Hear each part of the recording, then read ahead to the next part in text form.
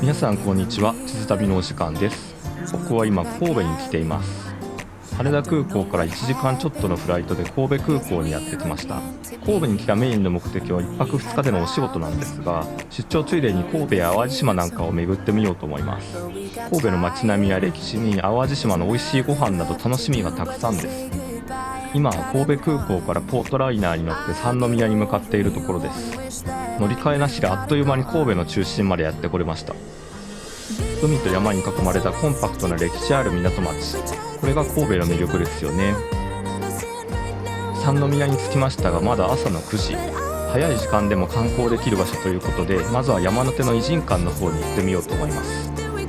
三宮駅から北に10分ほど歩いていくと北の坂という坂が見えてきます。この辺りは異人館という洋風な建物が残るエリア。例えばこちらの建物は震災の影響で移築されていますが、もともとは当時神戸に住んでいたアメリカ人の住居でした。現在はスターバックスがその建物を利用しています。明治40年なので約120年前の建物ですね。震災を乗り越えて今はカフェとして活用されています。では中に入ってみましょうか。店内は2階建てになっていて、上のフロアにも席がたくさんあります。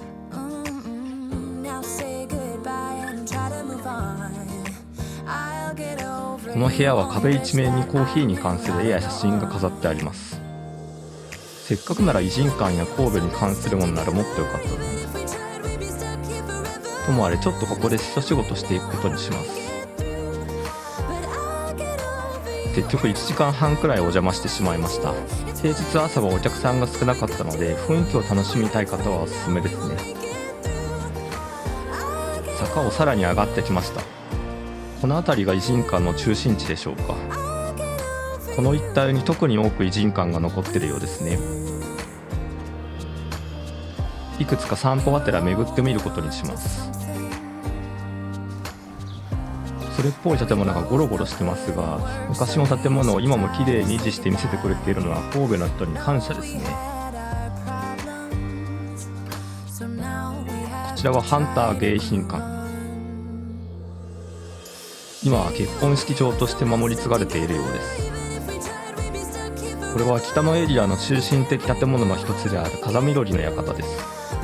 角度的に見にくいですが、風見鶏が屋根の上にいますね。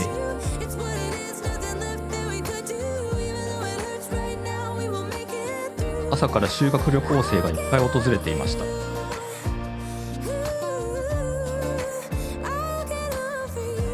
こからは自転車で移動します。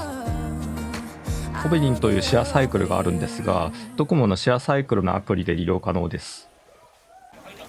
アプリで予約したらその自転車に貼ってある QR コードを読み取れば OK です。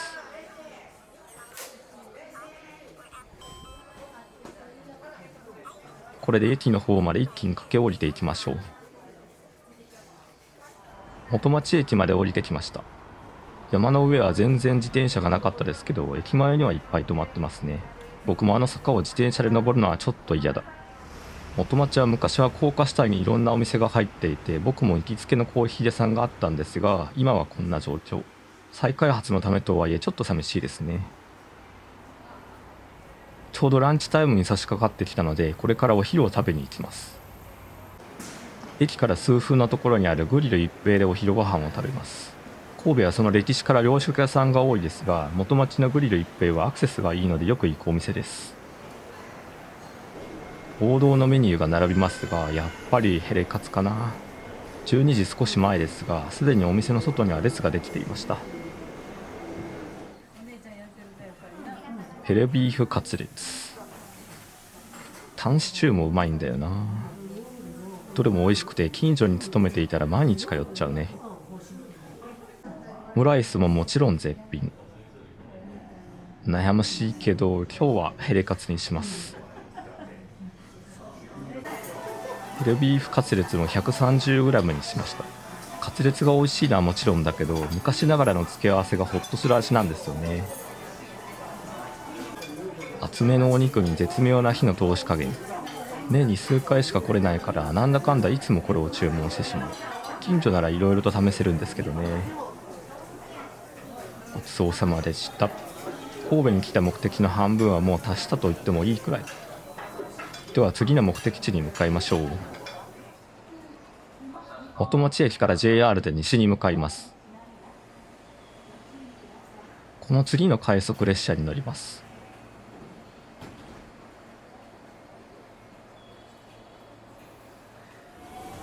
関西の電車は関東とはちょっと勝手が違いますよね。三角が快速。その名にふさわしいスピードでぐんぐん進んでいきます。遠くには明石海峡大橋が見えています。あれを渡っていくと淡路島ですね。時間があれば淡路島にも遊びに行こうと思っています。明石海峡大橋は5000億円をかけて作られた橋で、完成当時は世界最長の吊り橋でした。ここを車で通過するのはすごく気持ちいいんですよね。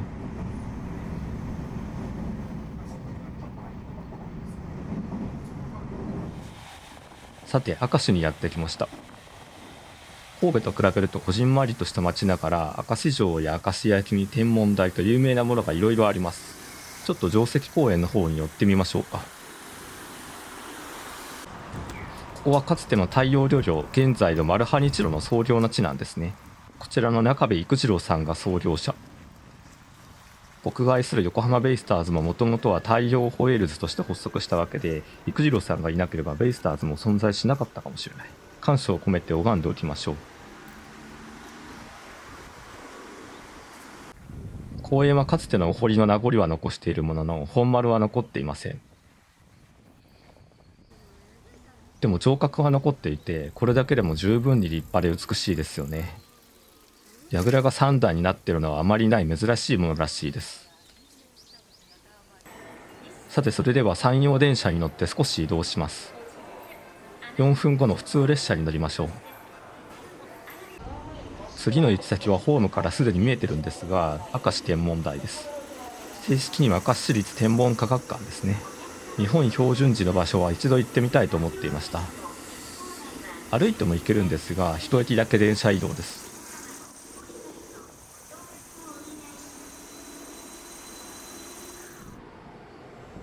わずか1分で到着。可愛いカラーリングの列車でした。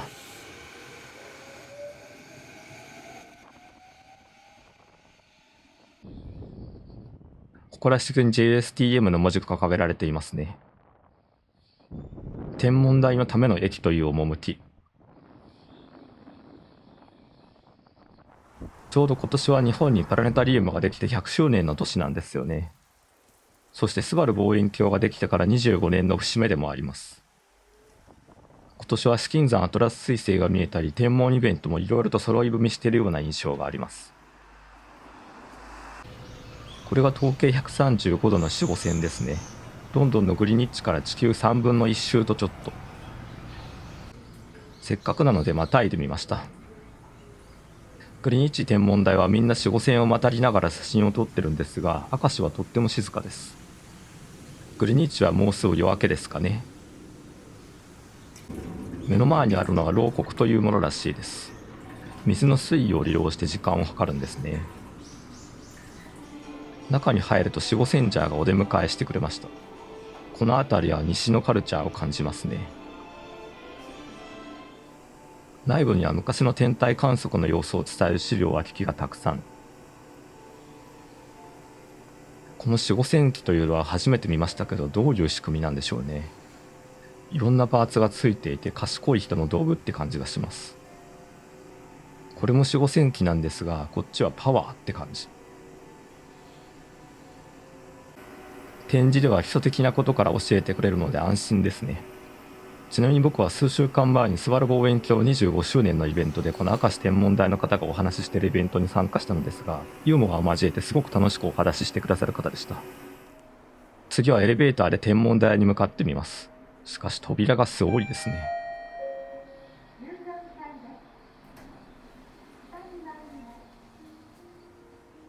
おお、辺りを一望できる。街並みとのコントラストで明石海峡大橋の大きさが引き立ちます。こんなものよく作りましたよね。今度は子供たちを連れてきてあげたいな。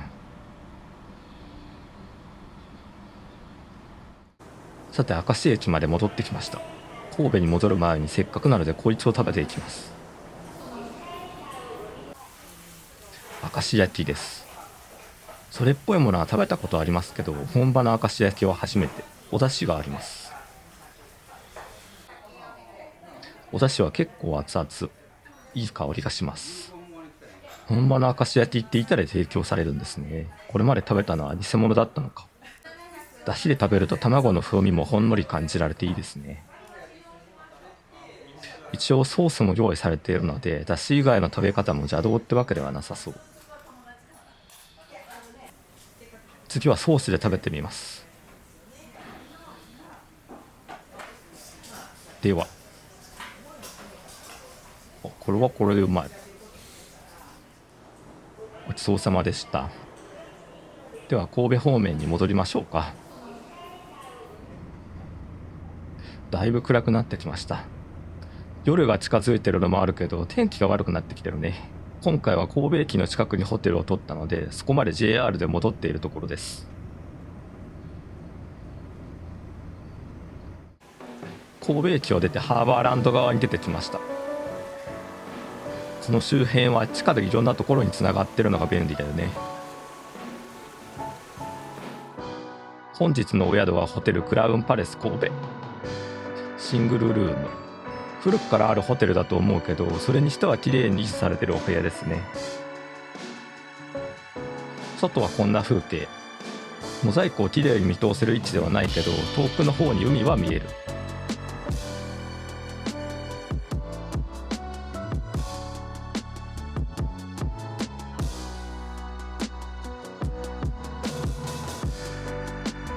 お風呂は一般的なユニットバスって感じですね。1泊1万円ぐらいで泊まれているので、このクオリティで十分満足です。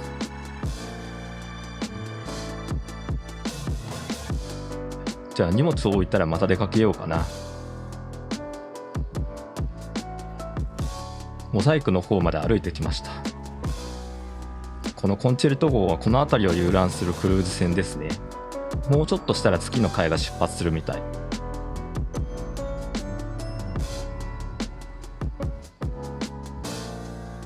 モザイクは中のお店が入れ替わっても雰囲気はあまり変わらないな。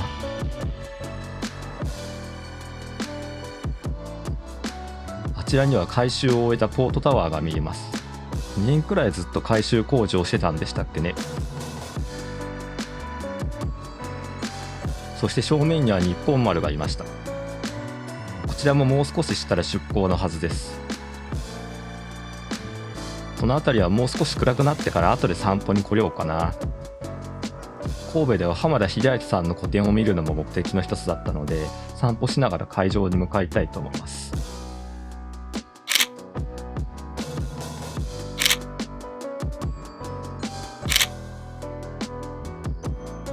個展を見終えて近くの田岡コーヒーまでやってきました。カプチーノとチーズケーキ。個展はめちゃくちゃ良かったです。このために出張を作ったみたいなところもあったので、これで今回の目的は完遂した気分です。余韻に浸っていたらいつの間にかチーズケーキがほとんどありません。カプチーノもちゃんと美味しかった。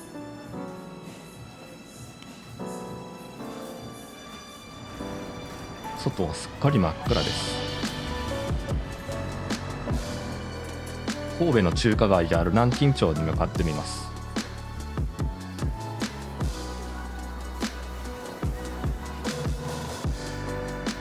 横浜の中華街とはまた違った雰囲気。過度に観光地化されてない印象を受けますね。いい雰囲気。神戸って全体的になんかちょうどいいんだよね。ここは南京町の中心広場的な場所。周りにたくさんお店があります。豚まんで有名な老少家は平日でも大行列ができています。こんな感じ。今日はこの後予定もあるから豚まんは断念します。他にも良さげなお店がたくさん。射的屋さんもありました。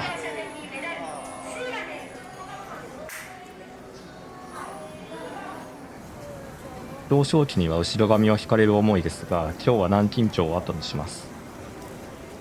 神戸に来たらどうしても行きたいところがある。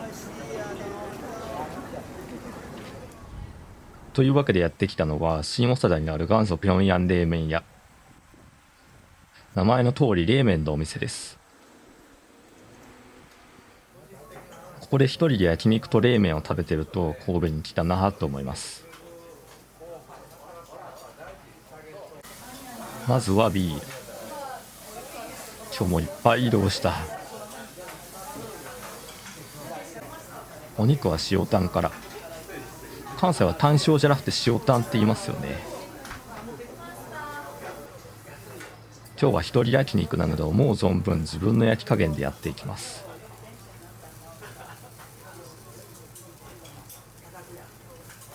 さっと炙るくらいでいいね。お次はカルビ。塩タンが来たら焼きましょう。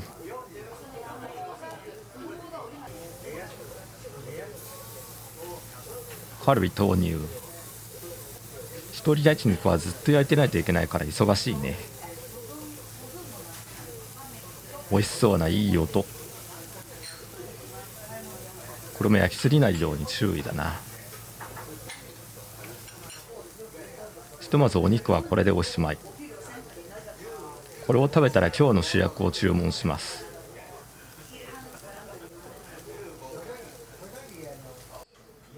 冷麺の小さいサイズを注文しました。さっぱりスープとつるっとした麺が最高なんです。ではいただきましょう。小サイズながら結構たっぷり入ってる。完食です。今日も美味しかった。もう思い残すことは何もないですね。帰り道にシャム猫っぽい野良と出会いました。満腹でお酒も入ってすっかり気持ちよくなって帰ります。秋の夜風が気持ちいいね。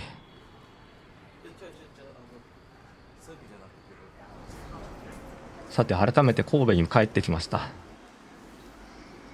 現在夜の19時20分。実はもう少し早く帰ってきてたら花火が見れたみたい。夜景が綺麗でこれぞ神戸っていう光景ですね。お昼にはまだいた日本丸も出港していっていました。コンチェルト号の夜のクルーズをやってますね。ここに来ると君は知っているかいって歌いたくなるね。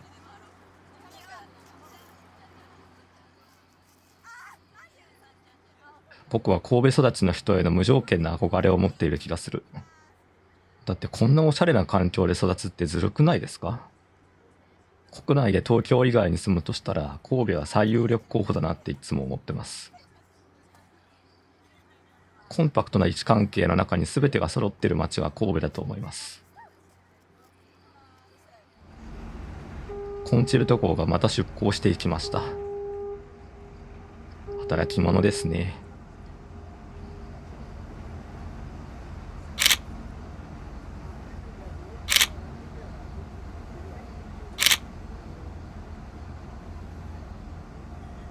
いやー、いい夜です。それじゃあだいぶ酔いも冷めてきたことだしホテルに帰りましょう。おはようございます。完全に寝坊しました。今日早起きして兵庫県の北の方に向かう予定だったんですが、もうすぐお昼12時です。プラン B を発動させます。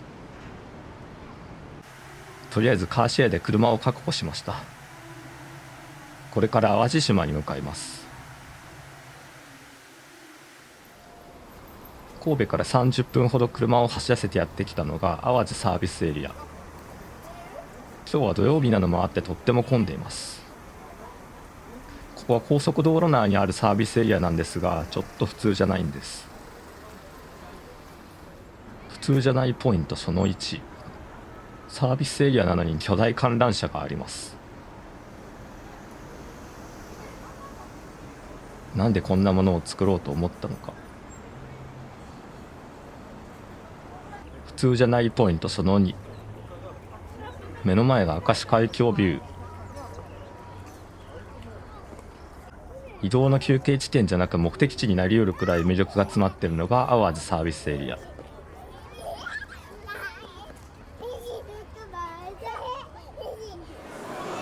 中には食事処もたくさんあるんですが、土曜日ということもあって大混雑。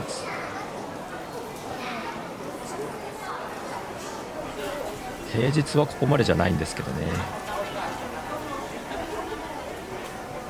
せっかくなのでもう少し車を走らせて淡路島の南の方に向かおうと思います。ということでやってきたのが渦の丘大鳴門橋記念館、鳴門海峡のすぐそばです。何やら並んでますね。あれはハンバーガー屋さんみたい。館内にはレストランとお土産物屋さんが入っています。一番上はちょっとした展望台になってるみたい。あれが大鳴門橋、その向こうはもう徳島県です。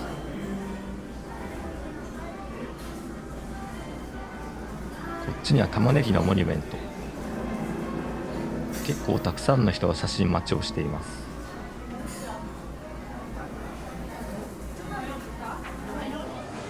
小さく見えるのが渦潮の環状線ですね。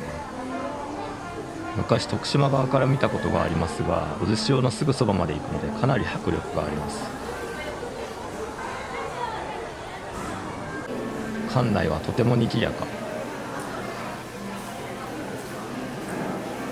淡路島の名産の玉ねぎのクレーンゲームがありました。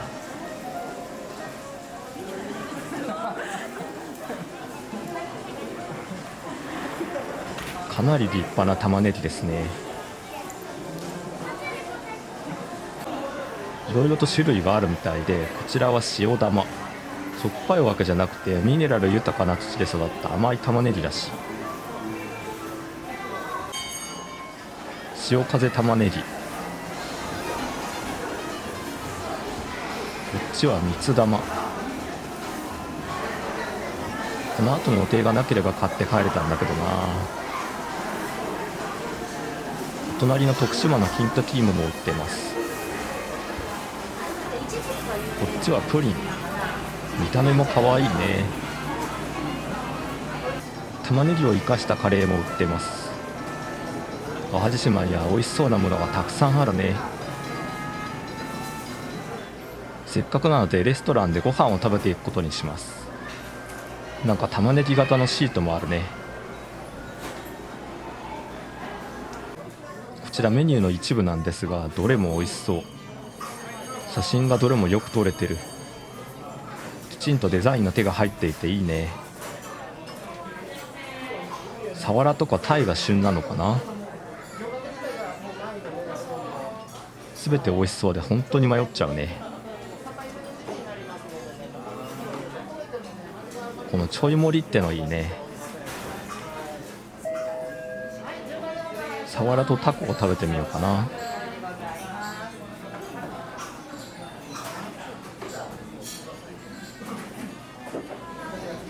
まずはサワラとタコが来ました。タコの柔らかに。サワラは冬が一番脂が乗るんだって。いただきます。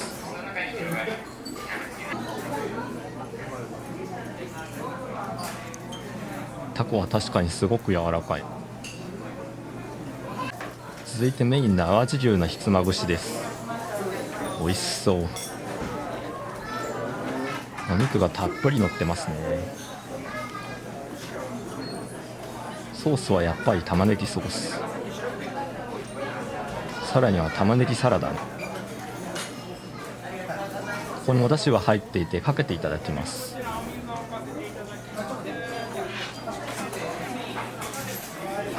まずはソースと一緒にだしなしで食べてみます。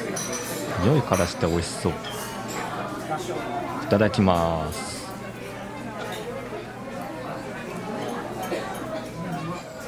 玉ねぎも甘みがあってシャキシャキしてて美味しいです。少しお椀に取り分けました。ここに出汁を注いでひつまぶしとして食べてみます。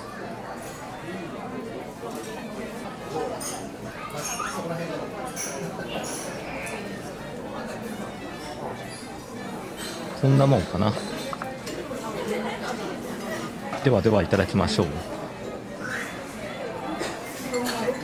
熱々のお出汁をかけるとお肉から余分な脂が抜けていって少しさっぱりした感じになりますね。これはこれでめっちゃ美味しいです。最後は残ったお出汁で口の中をさっぱりさせます。出汁もこの地域の魚介で引いてるらしいです。いやー、大満足でした。他にも美味しそうなものがたくさんあったので、ここは絶対にまた来たいと思います。神戸から足を伸ばして正解だったな。さて、そろそろ帰りの新幹線の時間もあるので神戸に戻ろうと思います。と思ったんですが、入り口にあるバーガーが気になる。せっかくだからこれも食べてみようかな。お腹はだいぶ満腹だけど、次にいつ来れるかわからないし、食べたいものはすぐ食べよう。これとかボリュームがすごいね。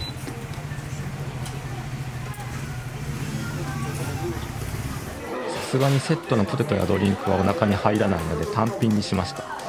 中には淡路牛とトマトソースに玉ねぎカツが入っています。ちょっと食べかけであれなんですけど、こんな感じで玉ねぎの存在感がすごい。お肉もしっかり入ってます。うまいなあ。少し雨も降ってるんですけど、お客さんで大盛況でした。それじゃあ今度こそ本当に帰ろうと思います。神戸までは1時間ぐらい。車を神戸駅で返却して地下鉄で新神戸駅に向かうところです。今は三宮で乗り換え待ち。電車の本数が多くて便利ですね。新神戸に着きました。今日はこれから新横浜に向かいます。というのも横浜で日本シリーズを観戦する用事があるのでね。お昼に淡路島で美味しいものを食べて、夜には横浜で野球を見れるのは交通が発達している日本のいいところですね。新横浜には2時間半くらいで到着します。指定席はかなり混み合っていたのでグリーン席にしました。試合開始にはちょっと遅れるけど、我らが横浜 DNA ベイスターズの応援に駆けつけます。新幹線が入線してきました。かっ